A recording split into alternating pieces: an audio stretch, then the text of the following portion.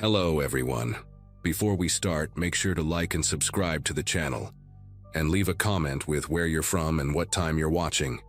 That way, YouTube will keep showing you stories just like this one. Now, let's begin.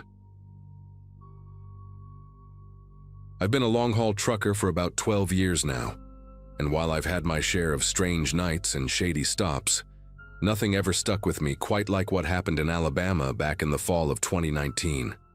I was running a solo route from Atlanta to Shreveport, hauling refrigeration equipment. Normally I'd take I-20 straight across, but that week, a brutal storm system had washed out a big section of highway near Tuscaloosa. GPS rerouted me down a mess of back roads, winding, narrow stretches lined with trees and the occasional boarded-up church or rusted-out barn. Cell service was patchy at best, and by the time dusk rolled in, I was running lower on diesel than I liked. I pulled off near a gravel shoulder around 7 p.m. to figure out my next stop, when a white Chevy Silverado slowed and rolled up beside my cab. The driver was this older guy, mid-60s maybe, leathery face, trucker cap with crimson tide stitched across the front. He leaned out and asked if I needed fuel. I told him yeah. I was looking for a station that still had power out there. He said there weren't any working stations for miles, but he knew a spot, an old rest stop just past the hollow, where a guy sold diesel out of drums. Said he'd been using him for years when storms hit. I wasn't thrilled about the idea, but I'd been in worse binds, and he seemed like he meant well. Before I could say much, he waved and said, "Just take the exit past mile marker 214. It's not on the map, but you'll see the dirt road." About 20 minutes later, I found the spot. I almost missed the turn. It was barely more than a break in the trees with a rusted sign half buried in brush that just said, "Rest." I pulled in slow.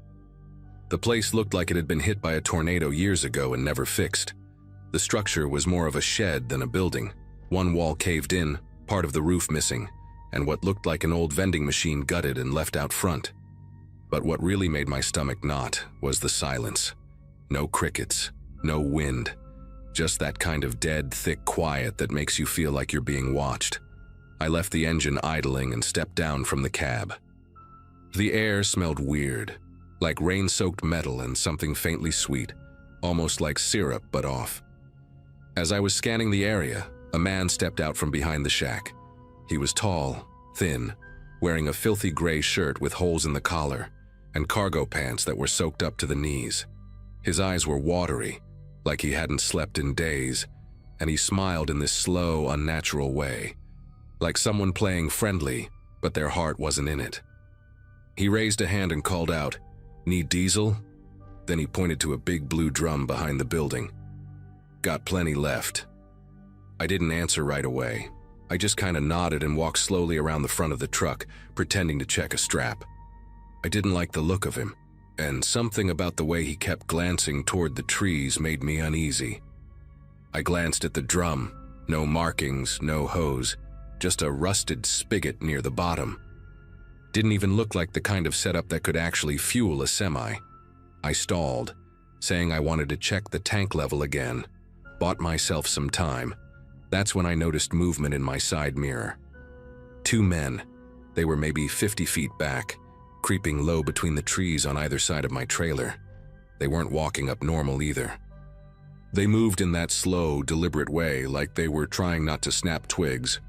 One of them crouched low, the other holding something long at his side, maybe a crowbar or a pipe. I didn't know what their plan was, but it sure as hell wasn't to welcome me to the neighborhood. My heart jumped into high gear. I backed toward the cab, acting casual, but I was sweating bullets under my jacket. The first guy, the one with the smile, noticed me looking and suddenly yelled out, "Hey, you all right there, buddy?" Way too cheerful. Way too loud. I didn't answer. I climbed up fast, slammed the door, and locked it in one motion. The second I turned the key, I saw both of the guys in the mirror freeze. Then they sprinted. One came straight for my passenger door, the other circled toward the rear. I didn't wait. I floored it. Gravel kicked up and the truck fishtailed for a second before the wheels caught. I didn't look back. I drove like a bat out of hell until I hit a fork in the road and just chose right. hoping it'd lead somewhere lit. It took maybe 10 minutes before I saw a gas station. Real one, with lights, pumps, and a guy in a vest behind bulletproof glass. I parked under the brightest damn floodlight they had. I sat there shaking for a bit before going in. Told the cashier what happened, more out of adrenaline than expecting him to do anything. The guy just raised his eyebrows and said something like, "Damn, that must have been near Copeland's Hollow. You're lucky you got out." I asked what he meant, and he shrugged. "People been disappearing out there for years. Some say it's just the terrain. Others say it ain't." I didn't press. I just bought a coffee, refueled, and sat in the cab for another hour before even thinking of pulling back onto the road. For days after that, I kept replaying everything in my head. The way that old man had pulled up out of nowhere, the weird smell, the silence, the way those two creeps had moved through the trees like they'd done it before. I tried convincing myself it was just a robbery setup, that they wanted the load, or maybe even the truck. But the more I thought about it, the more it didn't add up. There wasn't any way to siphon that fuel from a drum like that into a rig, not without a proper hose or pump. And the guy never even walked over to it. He just pointed at it like a prop, like it was bait.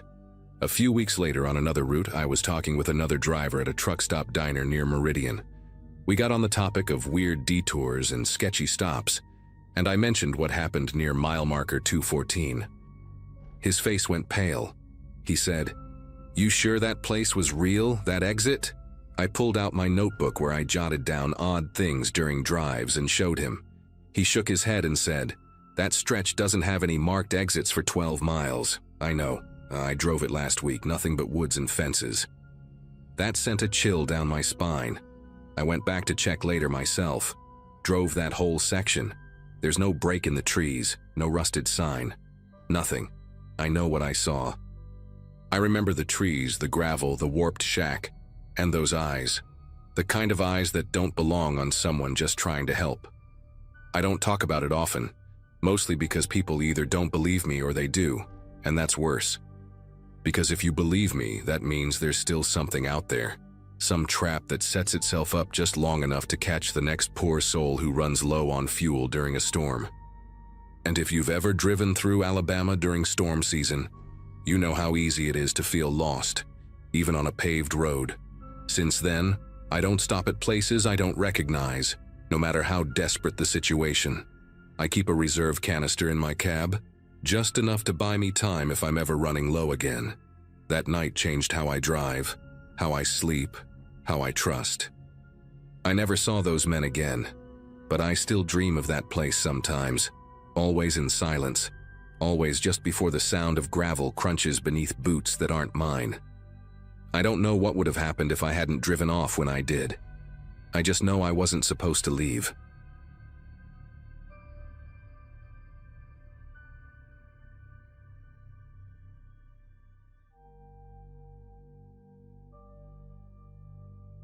I've been driving trucks for a little over 14 years now, mostly short hauls through the East Coast, but sometimes I'll take longer runs when the pay's decent. This happened 2 years ago, around late October. One of those nights where the road feels like it's swallowing you whole. I was on Route 29 in Virginia, heading southbound with a shipment of auto parts, planning to stop at a rest area near Lovingston. It was late, maybe 1:30 in the morning, and the fog had gotten so thick it looked like I was driving through milk. My headlights barely cut through it, and the radio had long since lost signal, so it was just me and the hum of the engine. Somewhere past the Red Hill area, I saw her. At first I thought it was a deer on the shoulder, something white, barely visible in the haze, but as I got closer, I realized it was a woman. She was waving both hands slowly over her head, not frantically, just steadily, like she was trying to make sure I saw her without startling me. I slowed down fast and pulled over a few feet ahead. My hazard lights blinked through the fog as I looked at her in the mirror. She didn't approach right away, just stood there for a few seconds, arms dropped to her sides, before finally jogging up to the passenger door. I rolled down the window and asked if she was okay. She looked to be in her late 20s, maybe early 30s. Long blonde hair that looked wet, though it wasn't raining. She had on jeans and a faded red sweatshirt, no jacket. Her face looked tired but not hurt, just spaced out. She said her name was Rachel and that her car broke down just a mile or two back. She asked if I could drop her off at the next exit, where there was supposedly a gas station. I told her to hop in, and she climbed up fast without another word. She didn't have a phone, which struck me as odd, but I didn't press her. At first, we just rode in silence. She kept glancing behind us, like she was watching for someone. After a couple minutes, she asked if I had seen the black SUV. I hadn't. Then she said, "It's been following me for 2 hours. I think they know where I am." Her voice was shaky now, and she'd started wringing her hands. I tried to reassure her, told her no one was behind us, just fog and empty road. But her whole vibe shifted. She started muttering about how they never stop, and how she shouldn't have left. Her eyes darted around the cab like she was looking for exits. I tried to keep calm, but it was getting harder to ignore how off she seemed. She started asking me weird questions, like if I believed in patterns or if I'd ever seen the same person twice in different states. At one point, she asked me if I'd ever blacked out and woken up in a place I didn't recognize. I said no, and she just nodded like she expected that answer. Then she leaned close to the passenger side window and stared into the dark like she was waiting for something to leap out of it. Her leg was bouncing like crazy, and she kept whispering, "They know I'm in here." By the time we reached the next stop sign, it was an old intersection with nothing around but trees. She suddenly yelled, "Stop here! I need to get out now!" I told her we were almost at the exit, but she was already unlocking the door. I barely had time to brake before she swung it open and jumped down. I called out to her, but she didn't look back. She ran straight into the woods on the right side of the road, disappearing into the fog like she'd never been there. I sat there for a second stunned, then got out with a flashlight and called her name a few times. Nothing. Just that thick, wet silence hanging in the trees. I thought about going after her, but honestly, I was spooked. The way she ran, the look in her eyes before she jumped. It didn't feel like someone just scared or confused. It felt wrong. Like she knew something I didn't, and whatever it was close. I waited there another 5 minutes, then called the non-emergency police number. A deputy met me about 30 minutes later. I explained everything, what she looked like, what she said, where she ran. He listened quietly, then asked me, "Did she say her name was Rachel?" That froze me. I said yes, and he nodded, almost like he'd been expecting it. Then he told me I wasn't the first trucker to report her. Over the past few years, a handful of drivers had seen a woman matching her description, waving them down somewhere along Route 29, always at night, always near fog, always asking for a ride. Each time she'd vanish not long after, either walking off or just disappearing when they weren't looking. But here's the kicker. No Rachel's ever been reported missing that matched her description. No car was ever found, and no one who's ever gone looking for her has come back with anything solid. I just stood there, trying to process what the deputy had said. I asked him if it could have been some kind of prank, maybe a local woman with mental health issues, but he just shook his head. "Every time someone reports her," he said, "she gives a different name, but the description's always dead on. Same clothes, same behavior, same place." Then he said something that really stuck with me. "Most drivers think they're helping someone lost, but some of us think she's stuck." I didn't know what that meant at the time. I still don't, but it gave me chills. After the deputy left, I sat in the cab for a while with the engine running. I kept the door locked and the radio off, just listening. The fog was even heavier now, and every shadow looked like it could move. My hands were still gripping the wheel like she might come running back out of the woods at any second. I replayed the whole thing over and over in my head, trying to find something I'd missed, a detail that made it make sense. But there wasn't one. Just a woman who showed up out of nowhere, asked for help, then vanished. The next morning, I stopped at a diner in Lynchburg and told another trucker what happened. He didn't laugh. He didn't call me crazy. He just looked down at his coffee and said, "You saw the Route 29 girl." I asked him what he meant, and he told me he'd heard the same story 3 times. Once from a guy he worked with, once from his cousin, and once from some dude on a Facebook group for long-haul drivers. Always a woman on the side of the road, always around that same stretch, always gone before sunrise. Some folks say she died out there, he added. Others say she's running from something worse. To this day, I don't know what I saw. I know I picked her up. I know she spoke to me. I know I heard the panic in her voice when she said we were being followed. And I know I saw her leap from my cab and vanish into those woods like the earth swallowed her whole. I haven't driven that stretch at night since. I always reroute, even if it adds hours. And if I ever see someone standing in the fog again waving me down, I don't think I'll stop. Not because I don't care, but because whatever Rachel was, I don't think she needed saving. I think she was trying to warn me.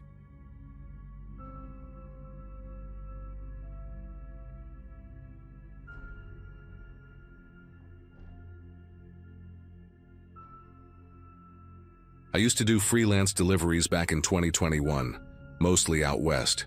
I'd pick up extra work through an app that connected me with small companies needing urgent drop-offs. Nothing glamorous, just me, my old Honda CR-V, and whatever I could haul. That September, I had a job that sent me from Flagstaff to a smaller town near the New Mexico border. It was supposed to be a straightforward run, 3-hour drive tops, but I decided to take a shortcut through a lesser-known service road that cut across reservation land. The map showed it shaved off 30 minutes. It was one of those decisions that feels smart at the time, and then comes back to haunt you. The road started off fine, just narrow and dry, with that kind of red Arizona dust that settles into every crack of your car. The sun was hanging low, casting long shadows over the landscape. There was nothing around, not a single car, not even utility poles. Just desert scrub and the occasional twisted tree that looked like it had been struck by lightning a decade ago. About 45 minutes in, my engine started sputtering. The dash lit up like a Christmas tree, and I coasted onto the sandy shoulder. No signal on my phone, of course. I remember stepping out, the heat hitting me like a wall, and realizing how damn quiet it was. No birds, no wind, just silence, and the faint creak of my engine cooling down. After a few minutes of pacing and trying to find a higher spot for reception, I got just enough signal to call for roadside assistance. They told me it'd be at least 2 hours. I climbed back into the car, reclined the seat, and tried not to stress. That's when I noticed them. A group of kids, or maybe teens, and standing off the road about 30 feet away. I hadn't heard them approach, and they weren't walking. Just standing there, watching.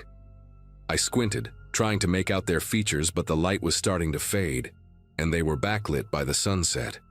There were 4 of them, maybe 5, all in dark clothes. No movement, just staring. At first, I thought maybe they were locals passing through, or just curious. I gave a little wave through the windshield like an idiot. No reaction, no sound, nothing. Then one of them tilted his head, really slowly, like a dog does when it hears something strange. That tiny gesture made my stomach drop. Another one crouched down like he was getting ready to spring, but didn't move after that. Just crouched, frozen. I suddenly became very aware of how far I was from anything. My doors were locked, thank God, but the windows were down halfway. I leaned over and rolled them up, trying not to make it obvious that I was nervous. I sat there gripping the steering wheel like that was going to do anything. They hadn't moved closer, but the energy shifted. One of them started walking, slowly, in a wide arc around the front of my car. Another followed, dragging something behind him, a stick maybe, or a piece of metal, scraping it along the gravel. Still no talking, not even whispers between them. Just the crunch of their footsteps and that awful scraping sound. My heart was racing. I kept telling myself they were just messing around, trying to freak me out. Maybe even pranksters who knew this road was a trap for dumb outsiders like me. But deep down, it didn't feel like that. They began tapping on the glass, Not all at once, just one at first. A soft tap-tap on the rear passenger window, then another one near the front. It wasn't random. It was rhythmic, almost like they were trying to mimic a pattern. When I turned to look, one of the teens had their face almost pressed against the glass. Their features were smeared with dust, but what stood out was the eyes, way too wide, unblinking. He smiled at me, but it didn't feel like a real smile. It looked rehearsed, like someone who had seen people smile and was imitating it without understanding what it meant. Then came the animal sounds. I swear I'm not making this up. One of them let out a high-pitched howl that echoed into the desert, followed by another imitating a coyote, badly, like a child who'd only heard it on TV. Then came the growling. Low, guttural, and unsettlingly close. It wasn't coming from outside. It was coming from behind my driver's seat. For a second, I genuinely thought someone had gotten into the car without me noticing. I spun around, heart pounding out of my chest, only to find nothing. Just the empty back seat and my duffel bag. When I turned back to the windshield, they had closed in tighter, closer now, right up against the doors. I tried to start the car again, praying it would magically come back to life. Nothing. Just that hopeless click. That's when one of the teens, a girl this time, I think, stepped in front of my hood and dropped to all fours. Her arms were too stiff, her head cocked to the side, and she started crawling under the car. Another one followed, crawling low, almost slithering across the ground. I threw the gear into neutral without thinking, ready to push the car downhill if I had to. But before I could even move, headlights appeared in the distance. A truck, headed straight toward us. The moment those headlights crested the hill, everything shifted. The teens scattered like insects, not running but slipping back into the dark, disappearing behind brush and rocks like they'd never been there. The girl who had been under the car vanished so fast I didn't even see where she went. Within seconds, they were gone. I didn't even realize I was holding my breath until the truck came closer and slowed beside me. It was an old Ford, mud-caked and loud. The driver leaned out, middle-aged guy, scruffy beard, big frame, and asked if I was okay. I managed a shaky nod and told him my car had died. He didn't ask about the kids, just told me to hop in, said he'd take me to a station a few miles down. On the ride, I kept looking over my shoulder, half expecting one of them to be following us in the dark. The man didn't say much, just turned up the radio like he didn't want to talk. When we reached the gas station, I got out, thanked him, and went to call the tow service again. That's when a local sheriff pulled in, young guy, probably late 20s, friendly enough. I mentioned what happened, half laughing it off, thinking maybe it was some weird local prank. His face dropped. He told me flat out that I was lucky. That area had seen reports of groups messing with stranded drivers for months, mostly at dusk. People followed, people chased, sometimes cars vandalized, sometimes worse. He didn't go into detail, just told me not to drive that road again. Even locals avoided it now. Said no one had been caught, but the behavior didn't match any gangs he knew of. They don't talk, he said. Just surround you, like they're rehearsing something. That line stuck with me. I asked if anyone had been seriously hurt. He didn't answer, just gave me a long look and walked back to his cruiser. That night I stayed in a motel nearby, double-locked the door, pushed the dresser in front of it, the whole deal. Couldn't sleep. Every time a car passed outside, I flinched. It's been a couple of years now, but I still avoid remote roads. Doesn't matter how much time I'd save. And I've never taken a delivery job again. I don't know what those kids were doing out there, or why they acted the way they did. Maybe it was drugs, maybe it was something else. But what scares me the most is how silent they were. No threats, no shouting, just that eerie coordination. Like they'd done it before, like they were waiting for something, and for all I know, they still are.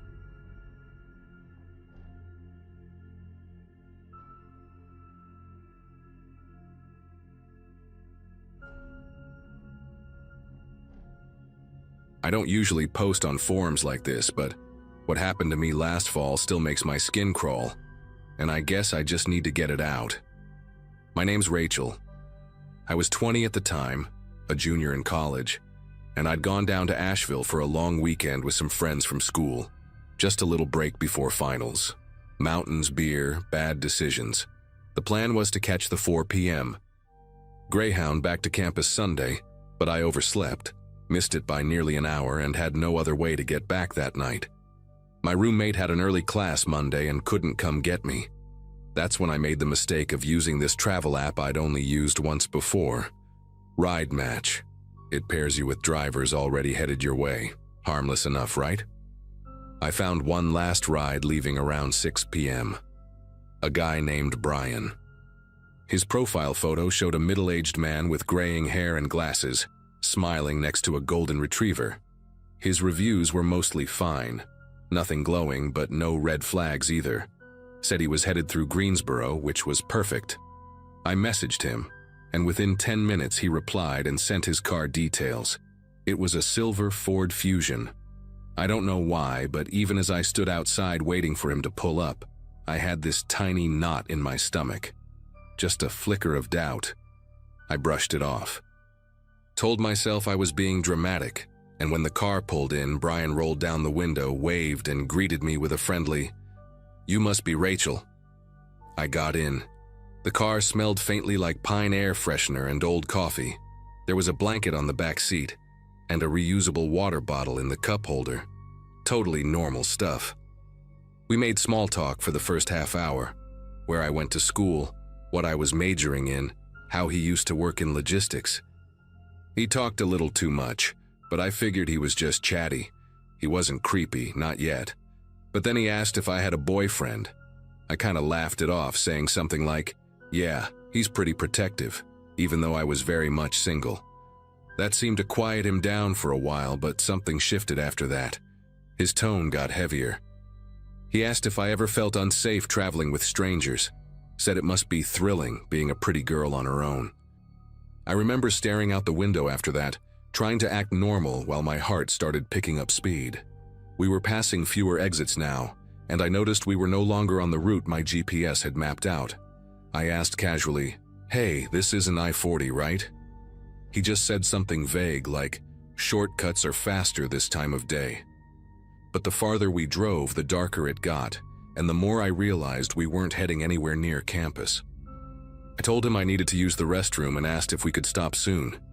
He glanced at me in the rearview mirror and said, "Oh, I know a good spot. Real private." That's when I knew I had screwed up, badly. I tried to keep calm, but my mind was racing. I reached into my bag as discreetly as I could and slid my phone into my hoodie pocket, screen facing out. My hands were shaking.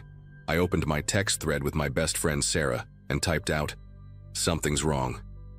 I don't know where he's taking me." Then I remembered she had location sharing enabled on her iPhone. I swiped up, hit share my location, and prayed she'd see it.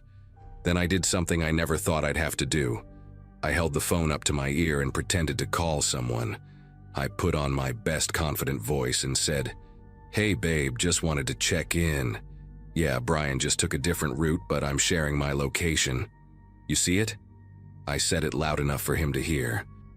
He didn't respond right away, but I saw his knuckles tighten on the steering wheel. For a moment, I thought he might try to take the phone from me or say something aggressive, but instead, he went totally quiet. Then, after about 30 seconds of silence, he muttered, "Didn't know you had someone tracking you." I forced a smile and replied, "Yeah, my boyfriend's kinda obsessed with that stuff. Real paranoid." We drove in silence for another few minutes, and then suddenly, he pulled over. Just off some 2-lane back road surrounded by trees. No gas station, no rest stop, just gravel and woods and the hum of cicadas outside. He threw the car in park and turned to me with this weird expression, half smile, half blank. "I think you should get out here," he said flatly. I blinked. "What?" "You can figure out your own way back," he added, unlocking the doors with a click. That moment was weirdly more terrifying than when I thought he might attack me. It was like I'd been discarded. Like he realized I wasn't going to be an easy target, so he just gave up. I got out of the car slowly, not taking my eyes off him. He waited until I stepped away from the door, then peeled off without another word, tires kicking up dirt and rocks. I stood there completely alone with barely 1 bar of service. Sarah called me less than 2 minutes later. She'd seen the location drop and knew something was off. I was still shaking, barely able to speak. She got my location to her brother, who lived about 30 minutes away and happened to be home. He drove straight out to find me. I sat on the side of that road, hugging my knees, trying not to cry until I saw headlights that didn't belong to a silver Ford. When her brother pulled up, I broke down. I told him everything I could remember. The route, the car, what Brian looked like. We called the police right there, and I filed a report that same night. The police took my statement seriously, which honestly surprised me. They asked for screenshots, the app info, and whatever messages I had exchanged with Brian. I gave them everything. About 2 days later, I got a call from a detective who told me they had looked into his ride match profile and found 3 other complaints, all from young women. One of them said he'd started driving into the woods before she forced him to stop by threatening to jump out. Another said he locked the doors and tried to chat for hours before finally letting her go in a remote area. None of them pressed charges at the time, mostly because nothing happened. That word still sticks with me. Nothing happened, as if you have to be physically hurt for it to count. I learned later that Brian had a history of changing cars and rotating his profile picture. Always something safe, dogs, smiles, sunset selfies. I don't know if he was ever arrested. The detective said they were building a case, but the Ride Match app quietly banned him after I sent them a copy of the police report and a few choice words in all caps. That part felt empty, like it didn't match the weight of what almost happened. What could have happened if I hadn't trusted my gut or shared my location? The app never emailed me back, never apologized, just silently wiped his profile like nothing had ever existed. For weeks after, I couldn't get in a car with someone I didn't know. Hell, even Ubers made me panic. I kept picturing that weird smirk, the way his voice flattened when he told me to get out. I bought a personal alarm, started carrying pepper spray, and told all my friends to never use rideshare apps without checking in constantly. I even got into the habit of pretending to talk to someone on the phone when I feel even slightly unsafe in public. It's like that night rewired my brain. I don't scare easily, but something about how calm he was, that's what still gives me nightmares. There was no rage, no shouting, no threats. Just a quiet decision, like I was a detour that didn't work out. Anyway, that's my story. I'm safe now, and I know I got lucky, way luckier than some. But I can't help but wonder how many other girls never reported him. How many didn't even realize they were being tested. That's what it felt like. A test. Like he was seeing how far he could push without consequences. So if you're reading this and you ever feel something is off, listen to that voice in your head. Don't be polite. Don't brush it off. You're not being dramatic. You might just be saving your own life.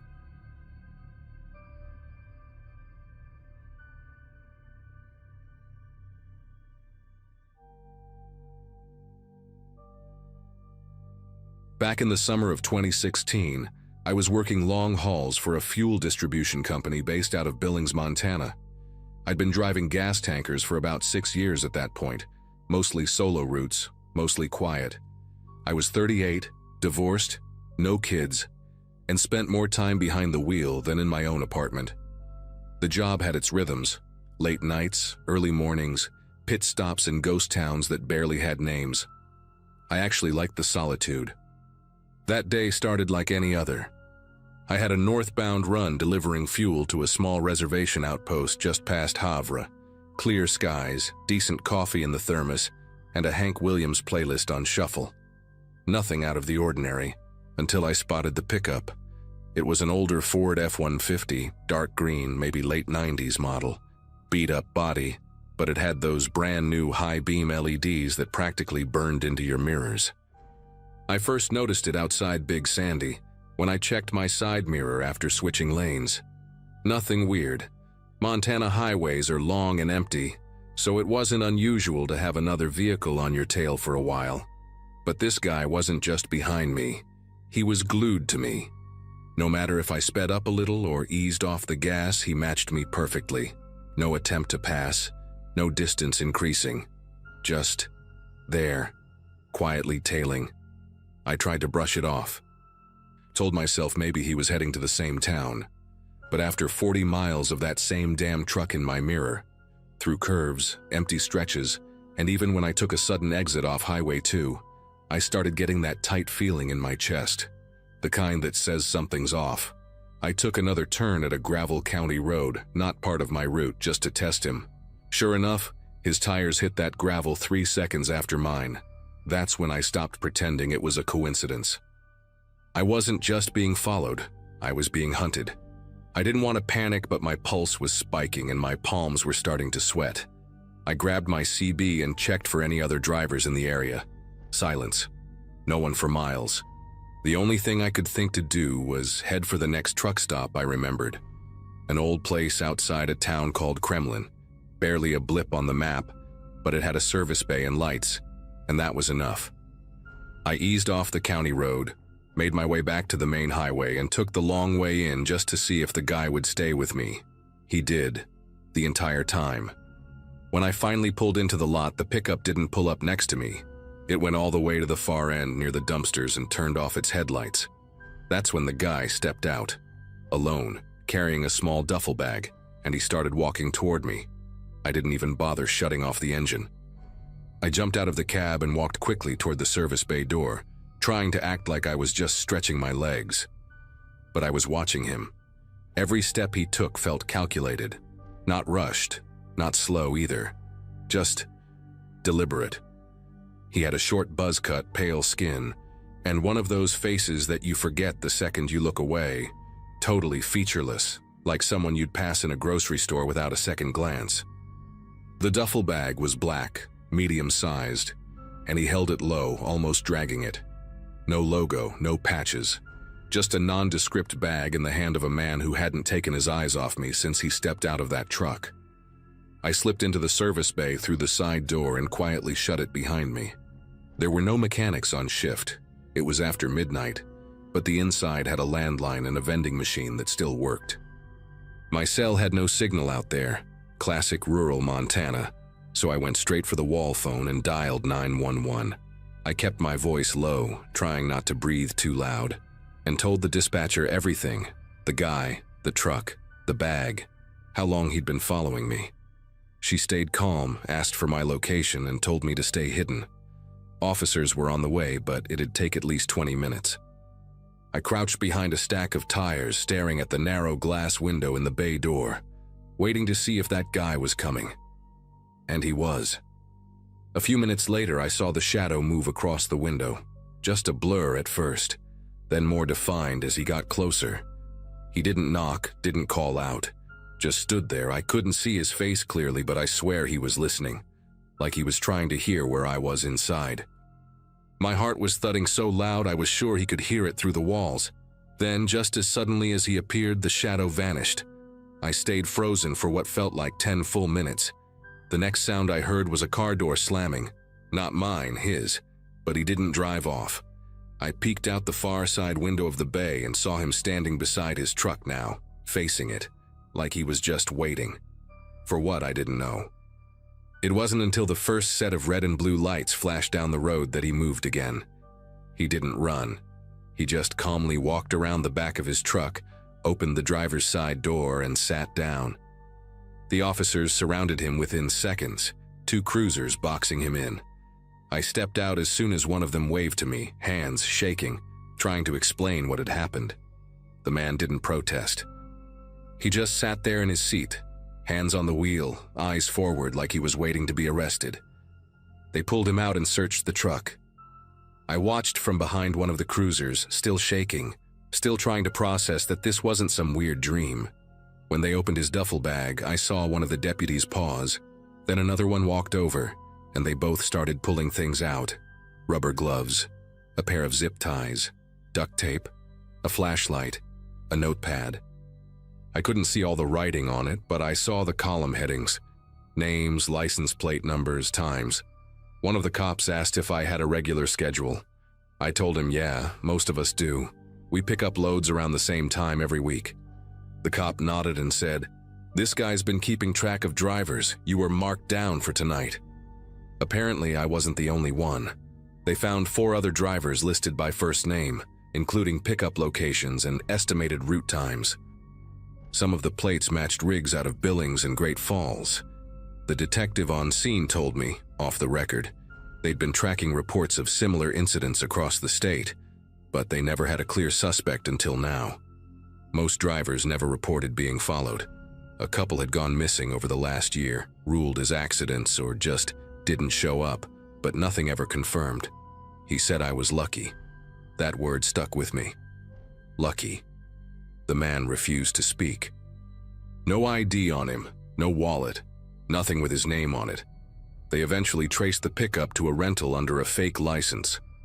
Last I heard, the FBI got involved, thinking it might be part of something larger, a pattern involving isolated drivers on back roads. But none of that brought me much peace.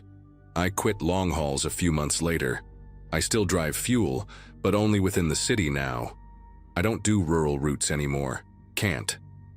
Every time I see a pair of headlights trailing behind me too long, my stomach knots up. I haven't been able to shake that night from my head. I think what unsettles me most is how casual he was. Like he'd done this before. Like he expected it to go exactly as planned. And I keep thinking, if I hadn't pulled off where I did, or if there hadn't been a phone inside that bay, or if I just tried to confront him, would I have just disappeared like the others? Would they have found my truck abandoned on the side of the road? Engine still warm? Coffee half full in the cup holder? I don't know. All I know is I still double-check my rearview mirror every 5 minutes. And every now and then, when it's real late and real quiet, I swear I can still feel that man watching me.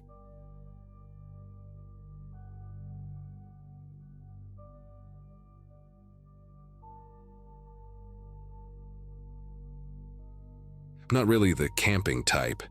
I grew up in Sacramento, surrounded by traffic, strip malls, and the constant hum of city life. But last fall, after getting laid off from my tech job and dealing with a pretty nasty breakup, I needed a reset. That's how I ended up spending a few weeks on the road with my girlfriend, Dana, in a beat-up old camper van we borrowed from her uncle. We weren't hardcore adventurers or anything, just wanted to see some trees, breathe cleaner air, maybe remember what it felt like to be alive again. That night in Oregon, we had no clue how close we came to losing everything.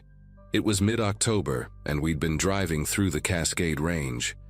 We'd passed Crater Lake earlier that day, and by sunset, we were winding along this narrow scenic route with barely any cars and just a sliver of phone signal. Eventually, we pulled into a little gravel overlook that jutted out toward a forested valley. No lights, no noise, just us, the moon, and the scent of damp pine. The van wasn't anything special, a '99 Chevy with curtains Dana sewed herself, but it felt safe enough. We cooked some ramen on our tiny stove, listened to a podcast, and fell asleep tangled in a heap of sleeping bags and blankets in the back. I woke up first, not because of a noise, but because the air felt wrong. The kind of stillness that makes your skin pull tight like it knows something your brain hasn't caught up to yet. I checked my phone, 2:04 a.m., no new notifications, no signal. Then I heard it, a sound so soft I almost convinced myself it wasn't real. A tap, then another, deliberate, spaced out like someone trying not to wake a baby. I propped myself up and looked at Dana. Her eyes were already open. She'd heard it too. We stayed completely still, barely breathing.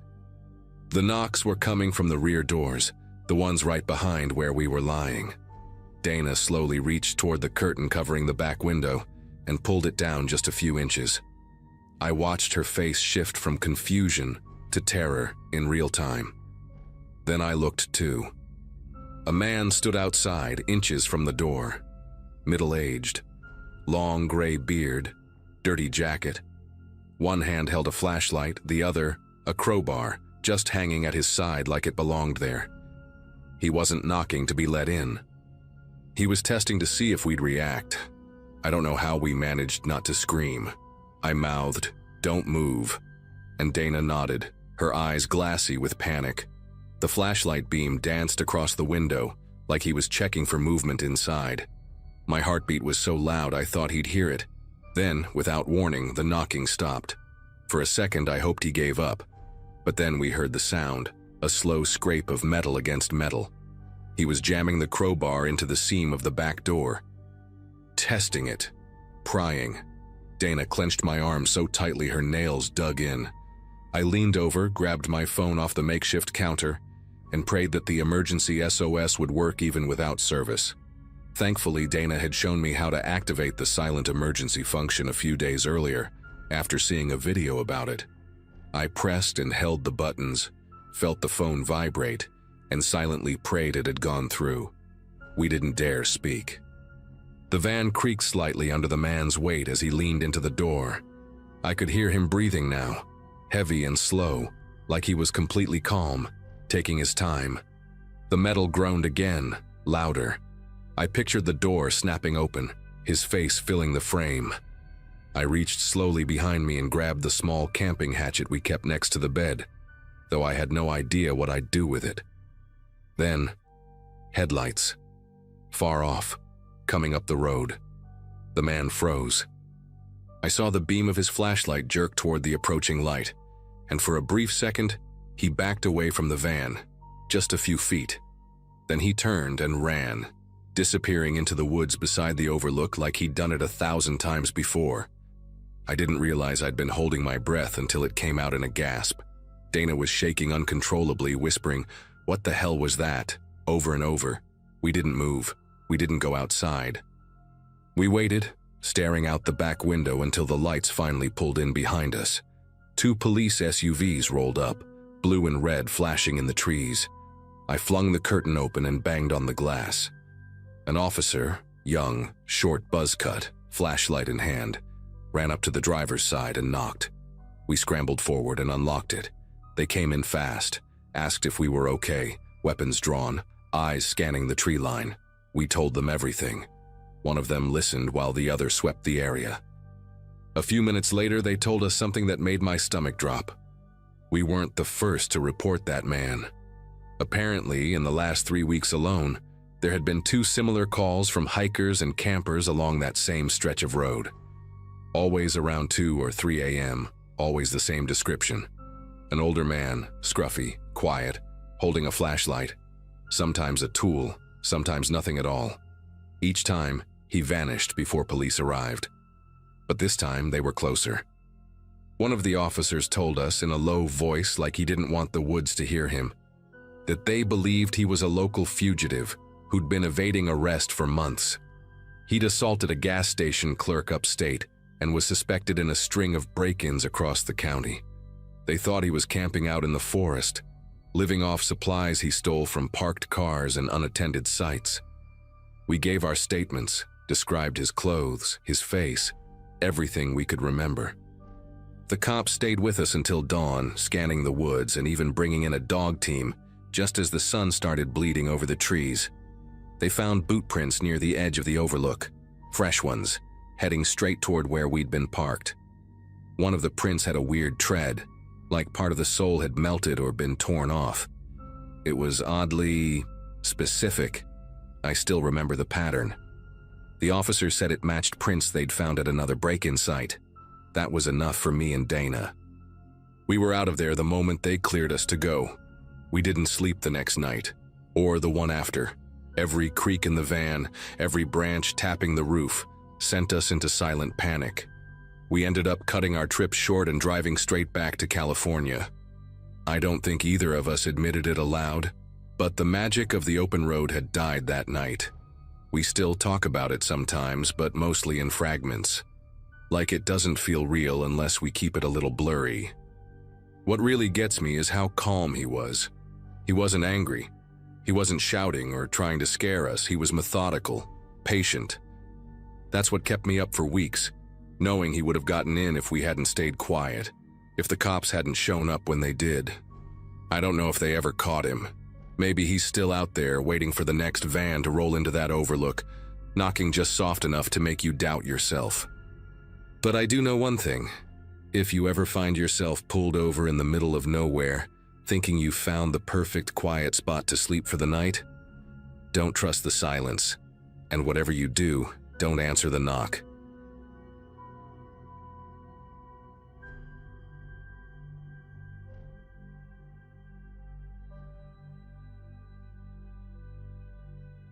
I'm not exactly the road trip type. I get car sick, I hate gas station bathrooms, and the idea of being stuck in the middle of nowhere with no cell signal makes my skin crawl. But last August, my friend Derek finally convinced me to take a few days off and drive with him from North Carolina to Tallahassee for a music festival. He had this whole route planned. Scenic back roads, local diners, no interstates. I agreed because I trusted him. We'd been best friends since college, and honestly, I needed the break. Work had been hell, and I thought a little change of scenery might help.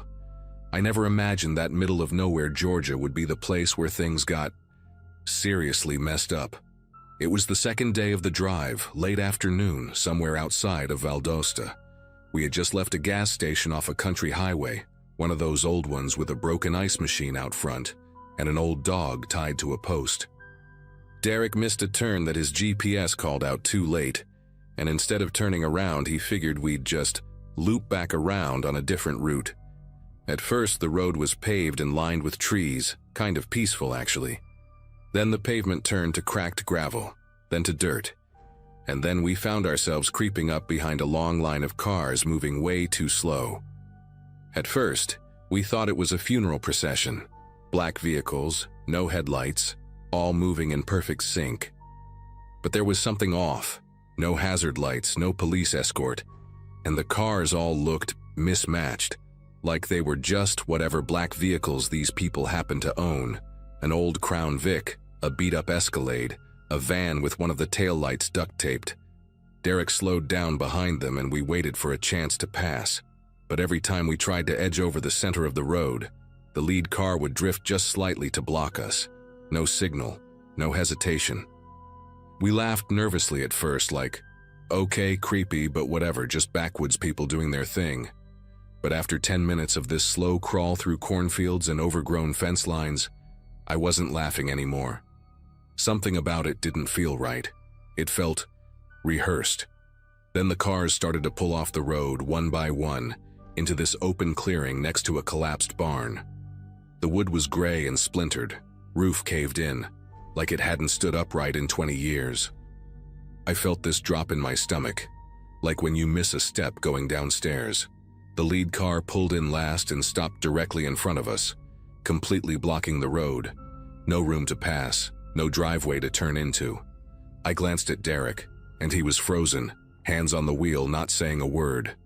Doors started opening.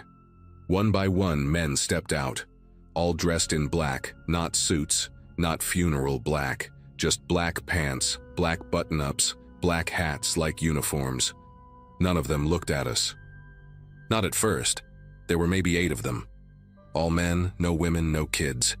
They moved in this calm, deliberate way, like they weren't in any hurry, like they had all the time in the world and didn't care that we were sitting right there watching them. One of them, tall with this wiry build and a graying beard, stood out to me because he had something tucked into his belt. At first I thought it was a flashlight, but then I realized it was the wooden handle of a hammer. Not a tool belt, just a single old hammer like the kind you'd use to build a fence or something worse. That's when my brain started doing that thing it does when you're scared, but trying not to panic. I started noticing the wrong details, like how all the license plates on the cars were covered with strips of black tape. Derek whispered, "Dude, what is this?" Like I had any clue. My voice cracked when I told him to just back up. But the road behind us was narrow and winding, and we were in his big-ass Subaru. Not exactly built for quick getaways. Still, he shifted into reverse, slowly, and the car started creeping back. That's when the tall guy with the hammer finally looked at us. Not a glance, a stare, eyes locked. He tilted his head a little, and I swear it was like he was trying to remember us, like he knew us already. Then without a word, he started walking, straight toward us, slow and steady, like he had nowhere else to be and knew we wouldn't get far. That was the moment everything inside me just screamed. I slapped Derek's shoulder and yelled, "Go! Just go!" He floored it. The tires kicked up dirt and we jolted backward, fishtailing a little as he twisted the wheel to turn us around. I looked back and the man didn't flinch. He just kept walking toward us, hammer swinging gently at his side. As soon as we got turned around, Derek gunned it. We hit at least 50 on that dirt road, bouncing so hard I nearly cracked my head on the window. I kept looking back, expecting headlights or someone chasing us, but nothing. Just the empty road disappearing behind us, that awful barn vanishing between the trees. We didn't stop driving for almost an hour. No music, no talking, just the sound of tires on the road and the engine running hot. When we finally got back to the highway, I made Derek pull into a Waffle House because I needed a bathroom and a minute to breathe. I remember staring at myself in the mirror over the sink, hands shaking, trying to convince myself we were overreacting, that it was just some weird local thing. But then I overheard a guy in the booth behind us talking to his friend. He said something like, "They're still out near Cold Creek Road, right? The ones with the old barn?" I didn't even think. I stood up, turned around, and asked him what he meant. The look he gave me was the kind you give someone who's about to hear something they'll wish they hadn't. He looked at me for a long second, then said, "You're not from around here, are you?" I shook my head. He leaned in a little, lowered his voice and said, "Stay off those roads. There's an old group, not quite a church, not quite a gang. They've been out there for decades. Locals call them the Procession. Cops have looked into it, but nothing ever sticks. They don't show up in the system, no names, no records, nothing. People say they use abandoned barns and roads to do whatever it is they do." I asked him what he meant by that, but he just shook his head and muttered, "People disappear." That was it. No drama. Just that. Like it was common knowledge. Back in the car, I told Derek everything the guy had said, and for the first time since the barn, he looked genuinely scared. He kept muttering, "We could have died. They weren't messing around, man." That ride to Tallahassee felt 10 times longer after that. Every time we passed an old barn or saw a cluster of cars on a side road, we both got quiet. I know it sounds paranoid, but I swear we were followed that night. Not right away, but on the last stretch of highway before we got into town, a pair of headlights showed up behind us and stayed there, perfectly distant for way too long. Then, just like that, they turned off onto an unmarked road. I didn't sleep much that weekend. Even during the festival, I kept looking over my shoulder. Derek was worse. He wouldn't let the car out of his sight and double-checked every lock on the motel door at least 3 times. After we got back home, we made a pact to never drive that route again. And yeah, we tried reporting it. Derek called the sheriff's office in Lowndes County, but they just gave him the usual runaround. Said unless a crime had occurred, there wasn't much they could do. When he described the barn and the cars, the guy on the line went quiet for a beat and then just said, "Best to stay out of those parts," then hung up. To this day, I don't know what exactly we stumbled into. Some fringe cult? A local secret people are too scared to talk about? I've thought about it way too many times, about what would have happened if we hadn't backed up fast enough, if the guy with the hammer had reached our car. I've even had dreams where we didn't make it out and I wake up gasping. But here's the thing that keeps me up at night. We were on that road by accident. Just a wrong turn. That's it. And if something that dangerous, that organized, can be hiding in plain sight just off a county road, how many other wrong turns out there don't end with someone making it back?